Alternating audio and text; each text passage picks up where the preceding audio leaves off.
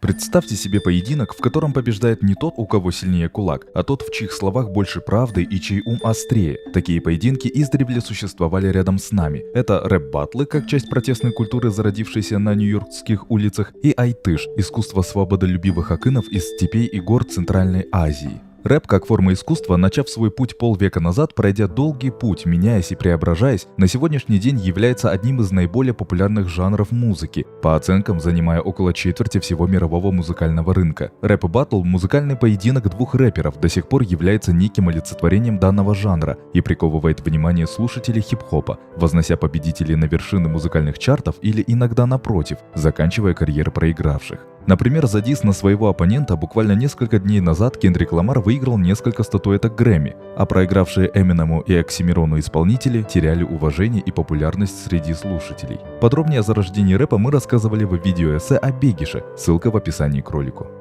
Задолго до рэп-баттлов в бескрайних степях уже проводились айтыши, соревнования акынов, где побеждает не тот, кто круче унизит соперника, а чьи красивые рифмы переплетаются с глубиной мысли. Акыны в сопровождении кумуза или дамбры спорили о политике, поднимали важные социальные вопросы, обсуждали философию и делились своими сокровенными переживаниями. Так что же общего у батл-рэпа и айтышей? На первый взгляд, айтыши и батл-рэп являются воплощениями одного искусства в разных форматах. Можно отметить мгновенную импровизацию соперников, красивые рифмы и убедительную подачу. Но так ли это на самом деле? И какой из них лучше? Давайте разбираться.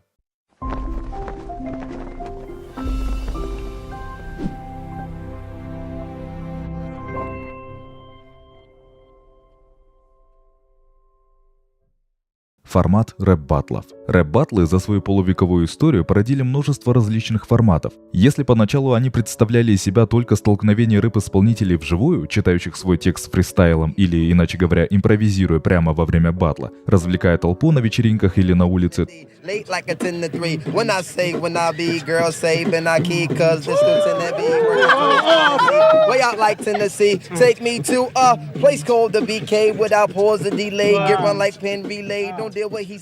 то со временем создавались специальные площадки для проведения рэп-баттлов. В наши дни подобные площадки, благодаря развитию интернета, породили целую самостоятельную субкультуру со своими лидерами и правилами игры, а баттлы порой набирают миллионы просмотров. Основные форматы рэп-баттлов на сегодняшний день это акапелла, где текст на оппонента преимущественно заготавливается заранее. Навыки импровизации начали отступать на второй план и уступили место качеству деконструкции и разбора оппонента. В подобных рэп-баттлах вживую исполнители стоят друг напротив друга при аудитории и зачитывают текст с этапами и панчлайнами. Убедишь ли ты сплетнями эту толпу? Навредишь ли моей репутации, мальчик? Нет, у меня тоже есть скелеты в шкафу.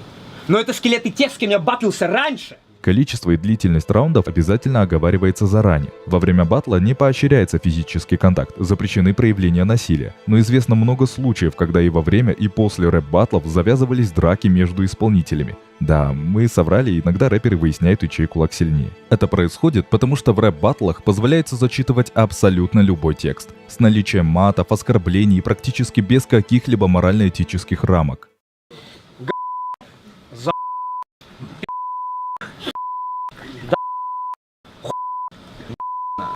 В представлении рэп-сообщества это и есть чистая свобода слова, включающая в себя свободу ненависти. Судятся рэп-баттлы обычно самими батл-рэперами и теми, кто смотрел и разбирается в них, но не всегда. В акапельных баттлах нет музыкального сопровождения или бита, само исполнение играет меньшую роль, чем текст. Баттлы под биты. Текст здесь зачастую играет второстепенную роль. Это большее соревнование в умении непосредственно читать рэп, попадать в бит, раскрывать его, а также составлять текст так, чтобы он именно хорошо звучал.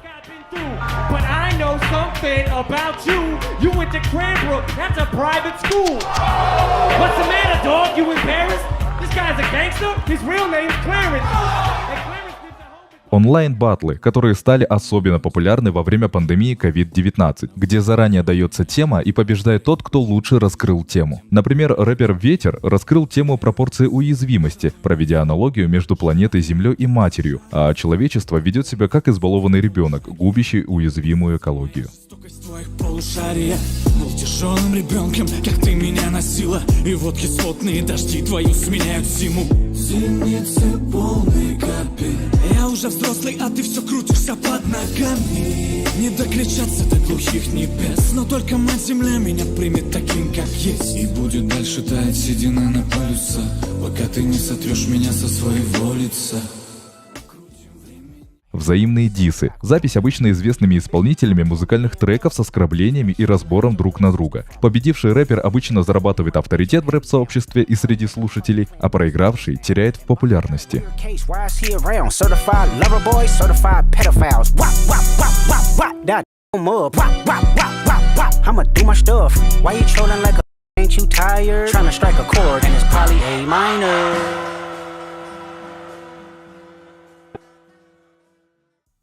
Формат айтыша. Айтыш веками существовал в кыргызских и казахских степях. Хотя письменных источников немного, есть предположение, что элементы айтыша берут свое начало еще в эпоху кыргызского великодержавия и Золотой Орды, а также об айтыше есть много упоминаний в эпосе Манас. В 18-19 веках айтыш обрел свою современную форму, став важной частью культуры кыргызов и казахов. У кыргызов легендарными акынами считаются Барбы Алыкулуулу, Токтугул Сатылганов, Тоголок Молдо, а у казахов Сюимбай, Кенен Азербаев и Джамбыл Джабаев. В советские времена акыным-импровизаторам, скажем так, было тяжелее выступать и развивать творчество из-за идеологических расхождений, и айтыш начал возрождаться лишь в 1980-х годах. Такие известные акыны тех годов, как Ашыраалы Айталиев, Эстебес Турсуналиев, Туғанбай Абдиев, Замирбек Юсюнбаев, являлись наставниками и идейными вдохновителями таких акынов, как Эльмирбек Иманалиев, Майра Керимкызы, Аалы Туткучев, Денисбек Жумакадыр и других.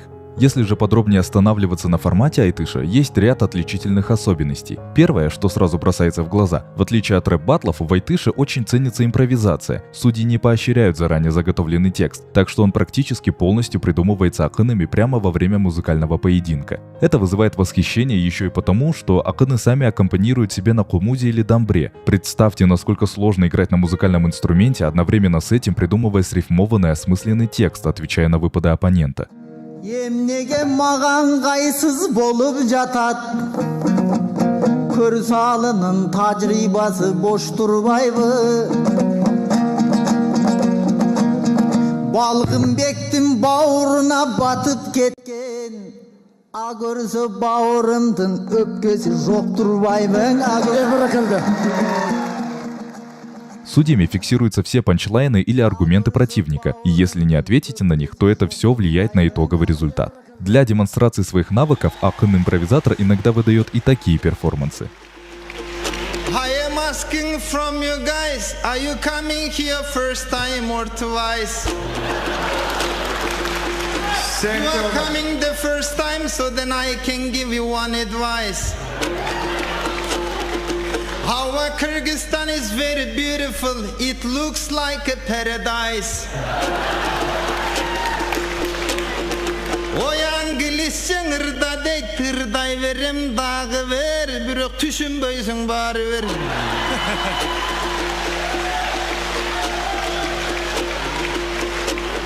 Ой, некоторые говорят, что не богатый наш язык. А я им отвечу, наоборот, самый бедный ваш язык. Если было бы это так, не был бы эпос наш Манас. А кто против на меня, пусть выходит на сцену, здесь поборемся раз на раз. Так же, как и в рэп-баттлах, у акынов есть свои стилистические особенности выступления. Например, если Эльмирбек Иманалиев зачастую начинал издалека и постепенно подводил слушателей к своей основной мысли, создавая сложную логическую конструкцию выступлений, то Нурейм Бахтиярхызы преимущественно предпочитает стиль коротких, ярких панчлайнов, проскальзывающих через каждую строку.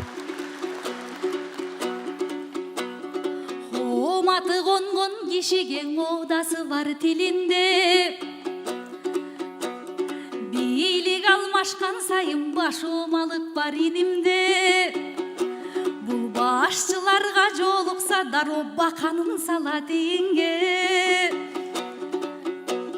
Туура эмес деп калкым айтса да туура элең алмашууда деп былтыр тургансың туунун түбүндө Сактаганың желекти сайраганың желекти Нурсултан сакталуң элдин дилинде.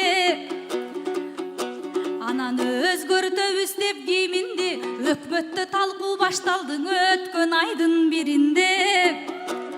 Дагы да жагынып ой, бийлик тарапка аңай, Нурсултан сөз жазып жүрбөң ой киминге.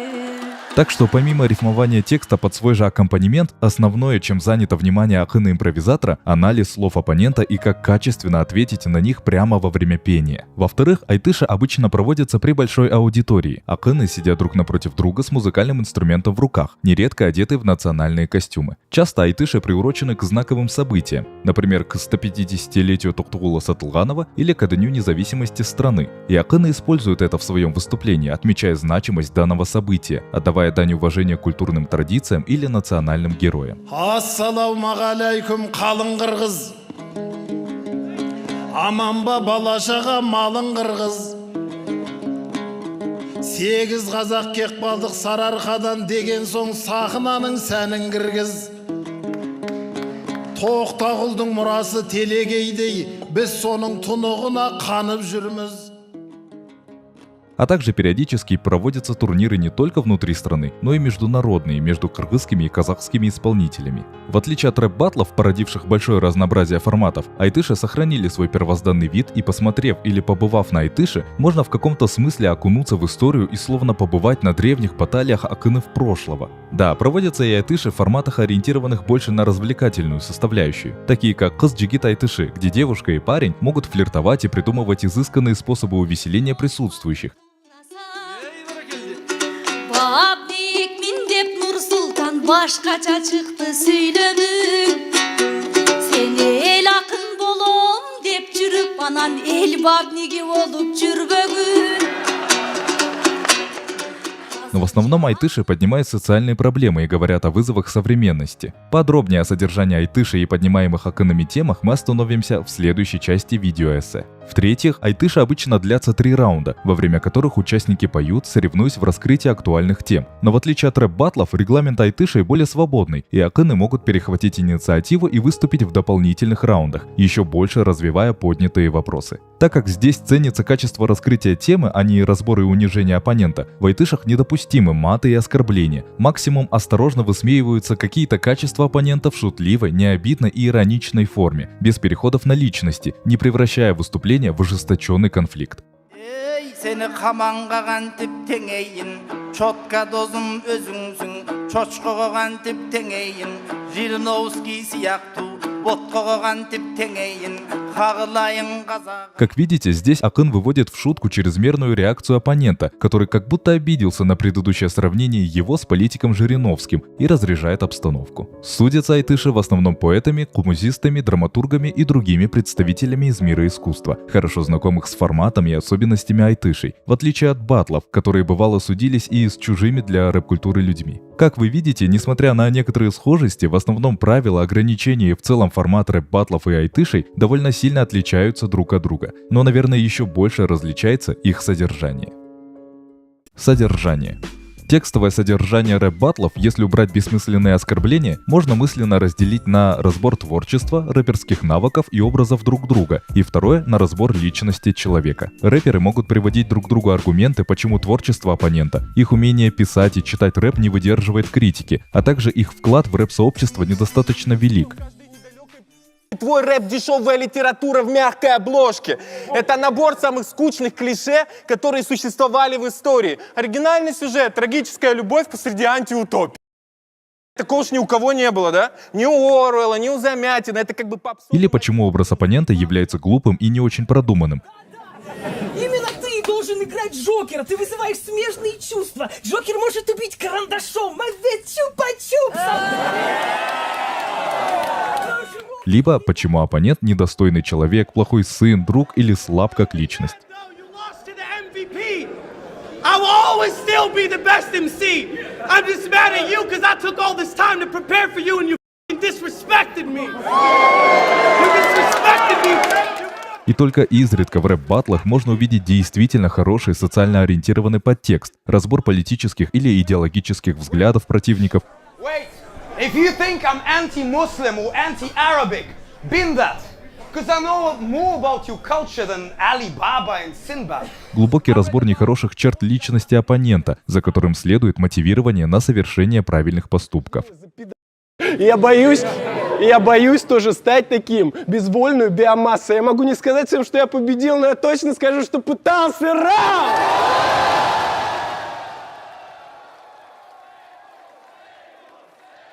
В отличие от рэп-баттлов, Айтыш изначально был не средством унижения и деконструкции соперника, а больше способом рассуждать о жизни, культуре, социальных проблемах и мировоззрении самих акынов. Если в рэп-баттлах главное это сокрушить оппонента, то в айтышах ценится умение глубоко раскрыть тему, оформив ее в красивые рифмы. Давайте взглянем на то, как акыны поют и рассуждают о важных вопросах общества. В айтыше между Эльмирбеком Иманалиевым и Айбеком Калиевым, состоявшемся в 2013 году в честь 150-летия Токтугула Сатылганова, идея достижения социальной справедливости прослеживается особенно отчетливо.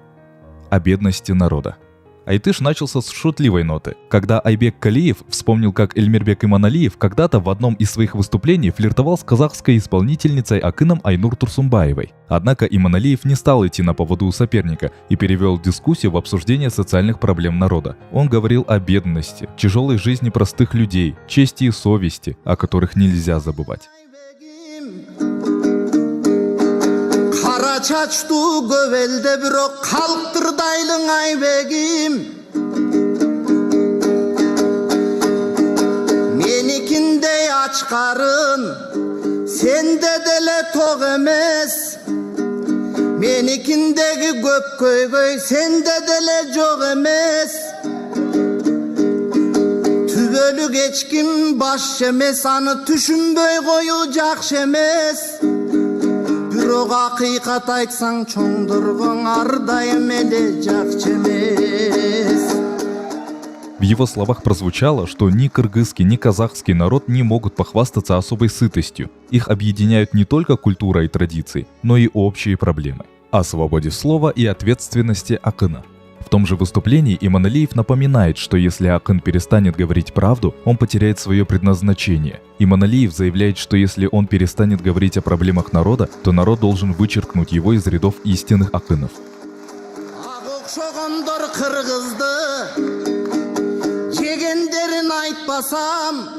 Ақтанып ел алдында арқы берки қалттарды дегендерін айтпасам қаратып тұрып ойытқан қорлық қылғандарын айтпасам қақшатып тұрып неченін ұрғандарын айтпасам мен айныбаймын бұ батамдан айныбаймын бұ тоқымдой ақиқат айтқан атамдан егер мен ақын болбой қойған Акым болбой ак койдум, алардың эгер айтпасам халкым чийгиле мени катарда. Это был не просто ответ на слова соперника, а заявление миру о своих принципах. Настоящий акын должен быть голосом народа, насколько бы правда ни была неудобной. О семейном насилии и нарушении прав женщин. Проблему социальной несправедливости затрагивает и акын Джибек Сапаркызы, которая поднимает проблему насилия в отношении женщин. В своем выступлении она жестко критикует ситуацию, в которой женщины вынуждены терпеть насилие и бесправие.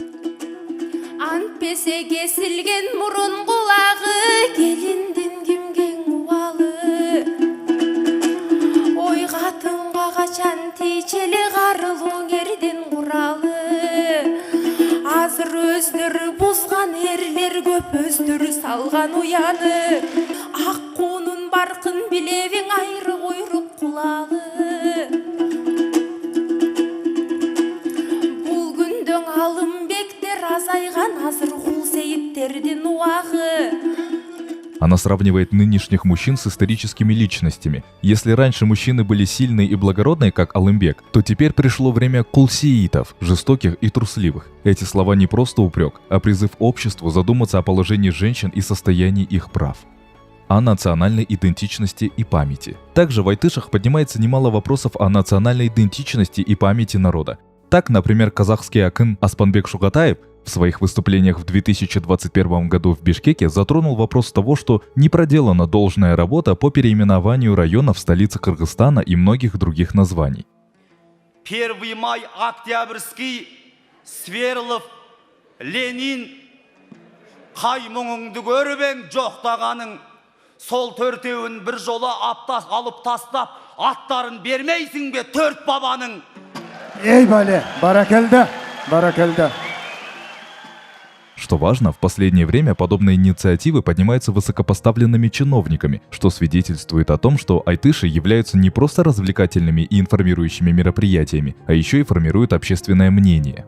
Как вы можете видеть, несмотря на наличие некоторого сходства, различий между айтышем и рэп-баттлом больше, чем может показаться на первый взгляд. Однако оба формата являются средством самовыражения и творчества, которые могут приносить огромную пользу для народа и выступать своеобразным рупором, несущим свет в массы в правильных руках. Пишите в комментариях, какой из форматов вам нравится больше. С вами была редакция Evidence Центральная Азия. Увидимся в следующих выпусках.